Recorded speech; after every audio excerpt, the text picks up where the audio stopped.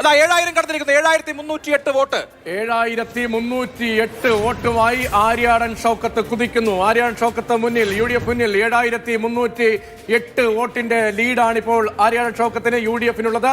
7308 വോട്ടിന് ആര്യാടൻ ഷൗക്കത്ത് ലീഡ് ചെയ്യുന്നു. 7000 ക്രോസ് ചെയ്തിരിക്കുന്നു. 7000 വളരെ പ്രധാനപ്പെട്ട മൈൽ സ്റ്റോൺ ആണ്. ചുങ്കത്തറയാണ്. ഒരൊറ്റ മിനിറ്റ്, ഒരു പ്രതികരണം.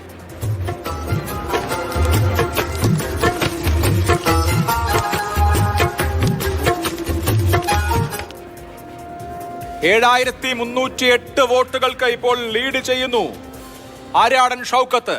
പല നേതാക്കളും 8000-നും 10000-നും അല്ലെങ്കിൽ 8000-നും 12000-നും ഇടയിലുള്ള ഒരു സംഖ്യ പറഞ്ഞിരുന്നു.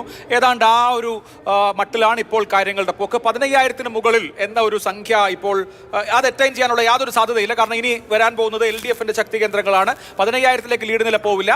അതേസമയം തന്നെ ഡീസന്റ് ആയിട്ടുള്ള ഭൂരിപക്ഷം UDFനെ സംബന്ധിച്ച് കിട്ടുന്നു. പക്ഷേ 5000-ലേക്ക് UDFനെ താഴ്ത്താൻ കഴിഞ്ഞാൽ അത് LDFനെ സംബന്ധിച്ച് നമ്മൾ നേരത്തെ പറഞ്ഞത് രാഷ്ട്രീയ വിജയം എന്ന വാക്കാണ്. പിടിച്ചു നിൽക്കാൻ കഴിയും. ഇനി LDFനെ സംബന്ധിച്ച് പറഞ്ഞു നിൽക്കാൻ പറ്റും. LDFനെ സംബന്ധിച്ച് 7308 എന്നുള്ളത് 5000-ന് താഴേക്ക് താഴ്ത്താൻ പറ്റുമോ എന്നുള്ളതാണ് എനിക്ക് തോന്നുന്നു അവരുടെ മുമ്പിലുള്ള പ്രധാനപ്പെട്ട ചോദ്യം. ചുങ്കത്തറ എണ്ണിക്കഴിഞ്ഞാൽ നിലമ്പൂർ നഗരസഭ LDF പ്രതീക്ഷ വയ്ക്കുന്ന ഇടത്തേക്ക് വരും. പക്ഷേ നമുക്ക് ഇതിൻ്റെ ഒരു പാറ്റേൺ നമ്മൾ പരിശോധിച്ചാൽ എല്ലാ പഞ്ചായത്തിലും ഒരേ പാറ്റേൺ കാണാം. അങ്ങനെയാണെങ്കിൽ നിലമ്പൂർ നഗരസഭയിൽ അങ്ങനെ വലിയ ഏതെങ്കിലും തരത്തിലുള്ള LDF മുന്നേറ്റം ഉണ്ടാകുമെന്ന് നമ്മൾ പ്രതീക്ഷിക്കേണ്ടതില്ല. കഴിഞ്ഞ തവണ LDFന് 1503 വോട്ടിന്റെ ലീഡ് കൊടുത്ത ഇടമാണ്. 10-30,000 വോട്ടുള്ള മേഖലയാണ് നിലമ്പൂർ നഗരസഭ എന്ന് പറഞ്ഞാൽ. അവിടെ 1503 വോട്ടിന്റെ ലീഡാണ് ഉണ്ടായിരുന്നത്.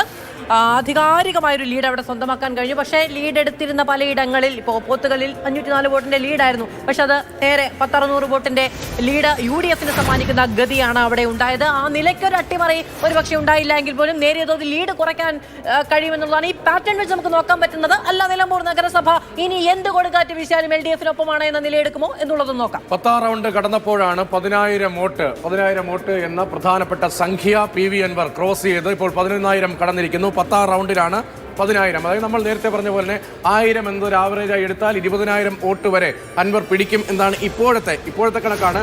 കഴിഞ്ഞ നിയമസഭാ തെരഞ്ഞെടുപ്പിൽ LDFന്റെ ഭാഗമായി മത്സരിക്കുമ്പോൾ നിലമ്പൂരിൽ വലിയ ലീഡായിരുന്നു PV അൻവറിന്. കരുളായിരിയിൽ വലിയ ലീഡായിരുന്നു.